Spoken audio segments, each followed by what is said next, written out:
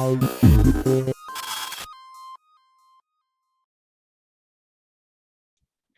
very welcome along to Trader Chat. It's Johnny Ward in London. Flynn Goward is also in England, and we had incredible classic action over the weekend. We're going to completely clash here on the Epsom Derby as to the value of the favourite Baccarlay. So stay in tune for that. We're also going to talk about the snooker, which is ongoing at the moment. Judge Trump having won 3-1 in the first half, the first session on the Monday. He's rallying. We expect Ronnie O'Sullivan to win. By the time you listen to this, it'll be a lot clearer. We'll also just talk about how it's been going for Star Sports, the firm. Big weekend in the Premier League. Not many upsets, it has to be said. And we've lots more to get through as well, Flynn. How are you getting on? Very good, thank you. I actually had the weekend off, so I was actually... You went on the piss in London? I did indeed. I went to see a band called The Snuts in the O2 Brixton Academy. They're a Scottish indie band, and they're pretty cool, actually, so do check them out. But spent the day in London, watched the races with the missus and one of the star traders, Rory. And then we went to the gig on Saturday. So I had a good weekend, but the firm also had a good weekend. It's nice to say that after a while of not saying it, Johnny.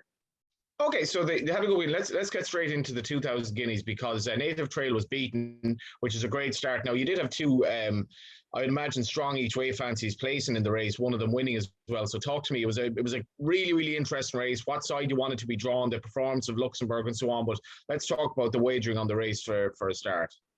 Yeah, it was a bit of a funny book, actually. I thought I was going to come in today and see that Native Trail was the main loser. He was one of the main losers, but he wasn't just by himself. There were a couple with him. So Aidon and Luxembourg were both well supported. Aidon coming fourth, and Luxembourg. Did Luxembourg come third? Yeah, I did. Third, so yeah, exactly. So the places weren't fantastic, but the winner was a great result. Coroebus was a very nice result in the book and did it really nicely, didn't he? The way that, I think that the test probably did suit him, that mild test, but the way he did it, beat all the horses on the far side, I thought it was quite a smart performance. He was a great result, yeah.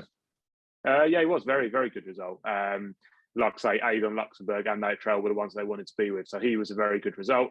It looks like he's going to go down the St James's Palace route, Coroebus. He doesn't want much further than a mile. I think that they said that Native Trail was going to the Curragh for the Guineas, didn't they? Yeah, and he did.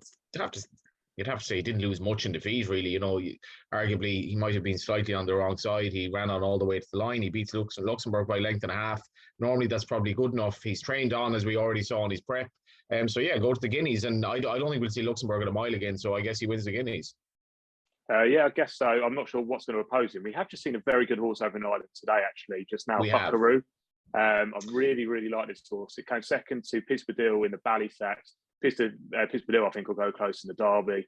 Buckaroo. I had word for both of them horses on debut at Killarney. Sorry to interrupt you. I had word for both of them, and I kind of missed the price on Pispadil. So I backed Buckaroo, and he completely blew the start. He was like, you know, an actual Buckaroo in terms of his start or whatever. And then you're like, okay, well, he's no chance. But it's not a massive surprise how he's progressing. Even in Ireland, these Killarney maidens, like I was doing the Racing Bus Spotlight for Goward in a couple of days' time on Wednesday. The pedigrees and the horses coming through. So these maidens can be glorified listed races. Well, yeah, and this listed race that he's gone and won today was a proper race. He beat Dr. Zem, who's a really good horse, and there are some others which have won some nice maidens. He's absolutely bolted up. I think he'll probably, I would imagine, he's going to stay down the mile route instead of going the 1 mile to and 1.5 mile, even though he's bred to get further. The last time against Pispadil, he got out battled. He's got such a turn of foot. I could see him being similar to like a Roaring Lion or something like that. So if he went, he could obviously go down the Irish Guineas route, but I would imagine that he's probably going to be aimed at Royal Ascot as well. So he's just one to keep an eye on would be Buckaroo. I think Pispadil is a horse both of us like for the Ledger, but you like him for Epsom as well, whereas I completely am in the camp of Luxembourg, and you're not convinced. Yeah, exactly. I can't have Luxembourg. Like more about the price. Like you might go and win the race, but the price at the moment, just having a look at the Derby now, Luxembourg's now at 2-1. New London, we'll talk about New London just second at 9-2. Reach for the Moon 8-1, and it's 12-1 Pispadil. So we have shortened that one in. I just can't have him at 2-1 Luxembourg. He's just not done as much as some of the others, who I think it will suit more. And he's a 2-1 favourite. He's just not for me whatsoever. New London, we've had a big bet on New London this morning. I think he's going to go to Chester this week. He's shortened right into 9-2. He was 8-1 this morning. We laid a bet at 8-1 this morning. It takes out well into the 6 figures. So big bet for the Godolphin horse there in the Derby. It's into 9-2. Yeah, a massive. I say a massive gamble. It's anti-post. It doesn't take much to move these markets, but the size of the bet that we've laid this morning, it's definitely moved the price of us. You'll see that sometimes of our prices, we can be well under the market because we've laid such a big bet that we're essentially saying, oh, we don't want much more of that at the moment. So we've taken that stance on New London at the moment, and you'll see that we are competitive some of the others in the market because we've taken that big bet on New London. So that's just how the Derby shapes up. Just in terms of the 2,000 guineas quickly, we had our new offer, which was our minor gap offer. So if you had an each way bet, if your horse finished out of the places but within 5 lengths of the winner, you got your each way part back as a free bet. So similar to our all over the place offer that we do on kind of some of the jumps races. So if you bet on Avon or Berkshire's Shadow each way, then you would have got your half of your stake back as a free bet, and each way part back as a free bet up to 25 quid. So that was just a bet for the 2,000 and offer for the 2,000, sorry, which also applied to the 1,000 guineas, where we also had a good result. Yeah, just briefly, so on the Derby, very interesting. Star Sports taking a big bet on the Godolphin horse, another son of Dubawi, who's clearly very lightly raced and is greatly respected. Luxembourg, on his pedigree and the way he was as a 2-year-old and the way he ran on from such a messy position and starting the Guineas. I mean, what a perfect trial. Obviously, his daddy could have won both Camelot, but he's going to win the Derby. So I think it's going to be a really, really fascinating race. For what it's worth, I still love Luxembourg for the Derby, but very nice opposition at home. Okay, let's talk the... again, you got a bit of a result in the 1,000 guineas. I thought it was an interesting race. I'm not sure we saw a potential star. There have been a couple of kind of maybe run-of-the-mill renewals of the 1,000 guineas in recent years. But talk to me about this race, how it went for the firm. Big price winner. Yeah, very, very good. And fair play to George Bowie. He's an up-and-coming trainer. Seems to have a lot of class about him. Very, very knowledgeable in all of his interviews. I'm a big fan of him as a trainer. Amazing record of 2-year-olds. Oh yeah, exactly. And they come out and win first time out, and people think towards the start of the season he's gone too wrecked up. They keep winning throughout the season. I think he's just a very good trainer. I think it's naive of a lot of people to think that towards the start of last season. Cachet, a fantastic result, winning at 16-1. Tenor Brisbane was the main loser and was strong in the market all day. Again, with our minor gap offer, if you bet Zelly, Sandrine and Maynard, who ran a really nice race, and Discoveries with us each way, then you qualify for that minor gap offer, so well done there. Discoveries is one that I wanted to take out of the race, was up in the van and then just didn't quite get home. Full sister to Alpha Centauri. I think that later on in the season, like Alpha Centauri did, Discoveries will be coming into her own, and is an absolute brute of a horse as well, an absolute unit. Yeah. So I'd imagine we'll come on for it. I seem to recall her dam coming on markedly as well to win at the Guineas with Curra. So yeah, it'll be fascinating to see how she progresses. As well as that, Jessica hasn't been having her strike rate's poor this season. So I think a lot of her horses have been placed, but I think she's going to hit a vein of form that she's not in at the moment.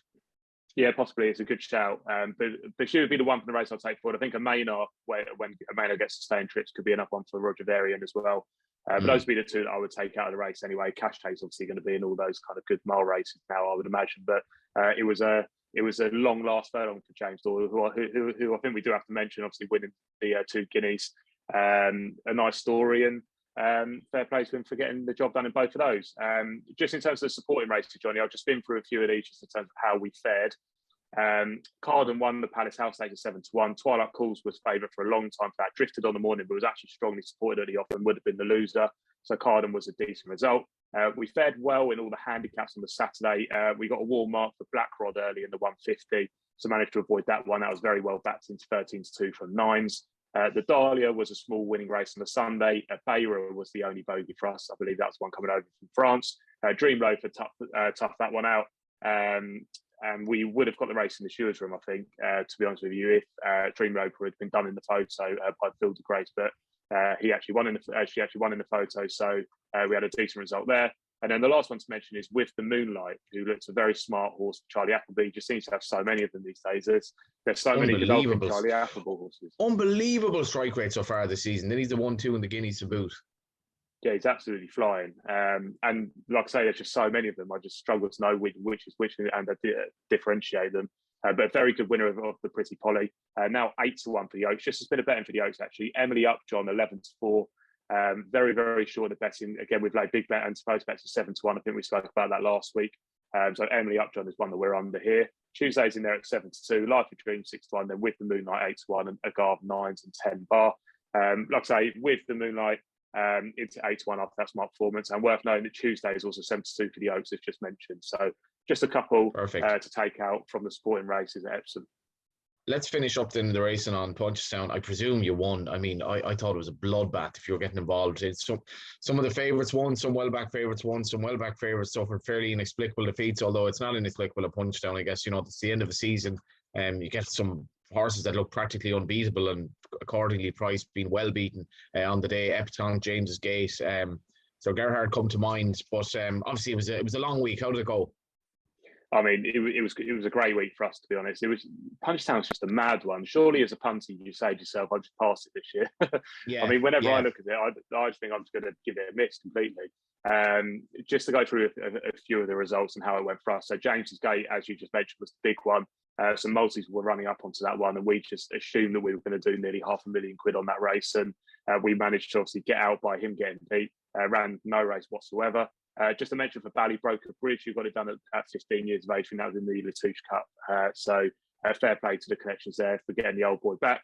State Man looks an absolute tool for next year, as does Vauban. He does. What a hurdling division next year, by the way. Yeah. If they all go and stay fit. I'm sure we say this at the end of most years, Johnny, but I'm sure this is the problem, though. This is the problem. No, okay, this wasn't a problem in the sense of what they've done to the schedule, because these races were there anyway. But Willie Mullins, if you keep spreading these races out, Willie Mullins can run State Man and county hurdles and not even go. Now, he probably should have run in the Supreme in hindsight, but at the same time, if you keep spreading these races and thinning them out, it just helps the big trainers. Because I mean, this guy was running a handicap at Cheltenham. I completely agree, and it's just boring. I just find it boring. I know, as a bookmaker talking, I did a tweet the other day that I complained the whole of the jump season that it was too uncompetitive, and now it's got to the flat, and then I'm complaining as a punter it's too hard. So I've kind of got it both ways, but I'd much rather it be more competitive and more difficult, and especially as a bookmaker, that's what we want it to be. But if Willie's just going to win all the handicap hurdles with his very expensive novice purchases, it just is very, very boring. So, but if they all do go to these radio races next year, hopefully we get some good clashes between them, because State Man and Vauban both look very good. Honeysuckle, I think she put in one of the classic Honeysuckle performances, and I'm not talking about the good ones. It was a workmanlike one, wasn't it? So she just got the job done. She beat Echoes in Rain.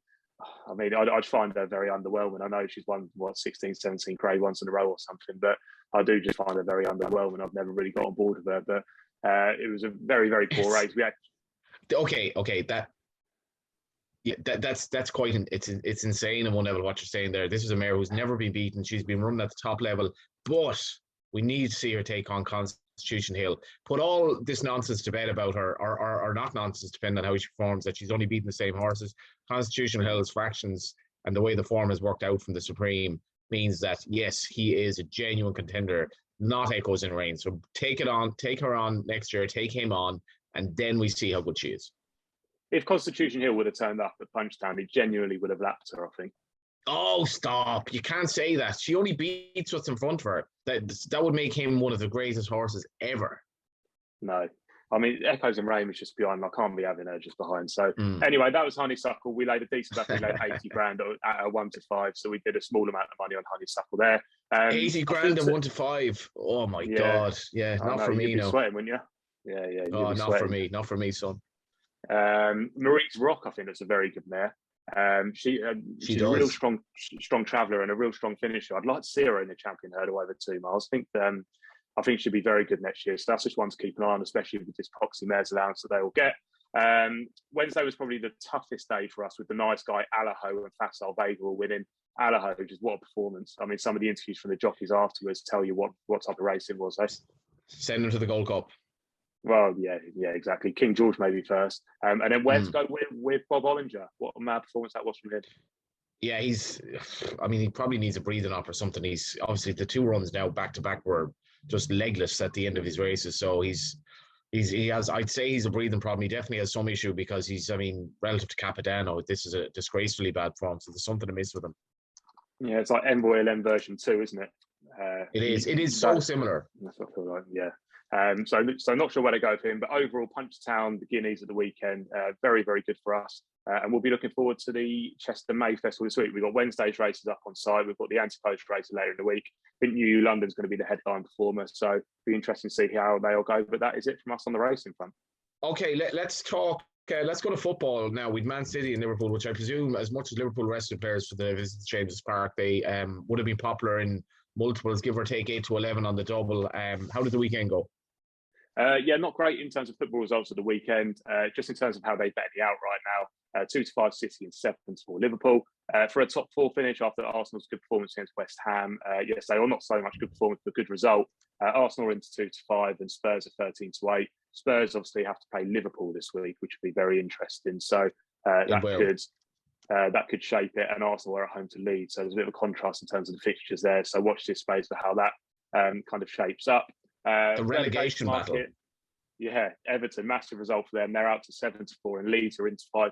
Like I just said, Leeds playing Arsenal this week, so it could be a big change there. And then Burnley are 9-4, massive result for Burnley to get 2 back and beat the mighty Orms. You're just hoping. I mean, you're a Burnley fan. You're thinking you're going to get a bit of a favourite done for you by Chelsea on Sunday, but none of it.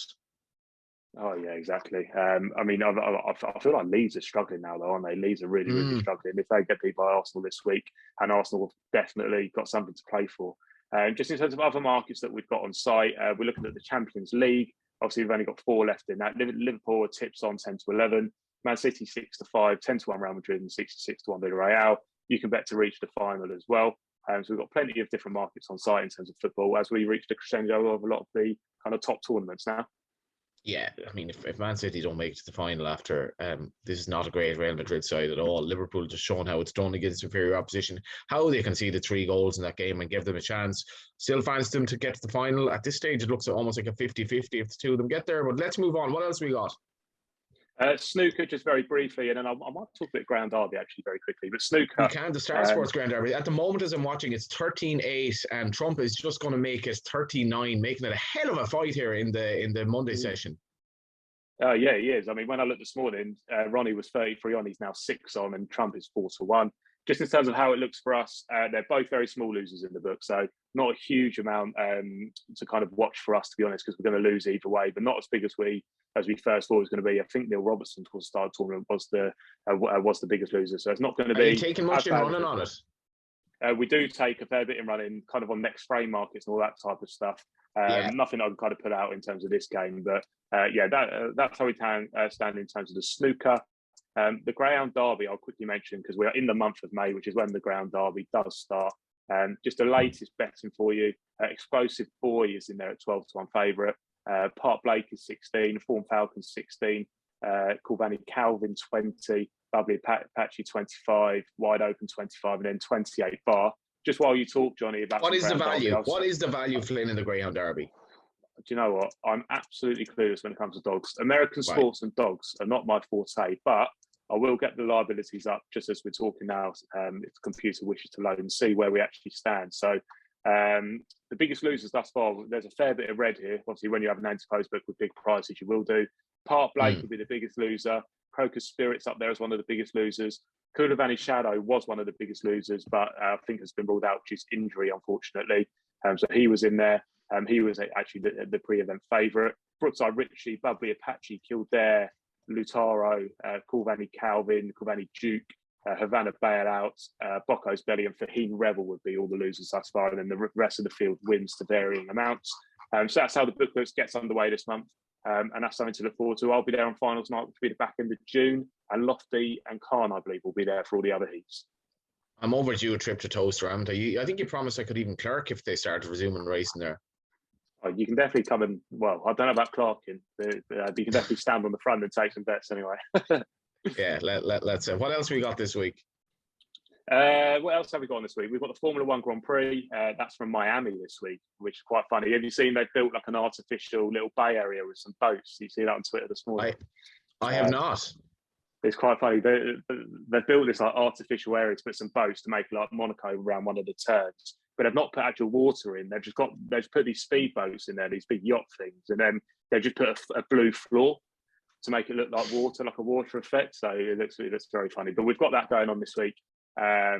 So we've got the May Festival, we've got the football, we've got the Grand Prix, we've got loads going on. What was the name of that Scottish indie band again? The Snuts. There you go, the Snuts. You heard it here first. Thank you very much, Flynn. Thank you.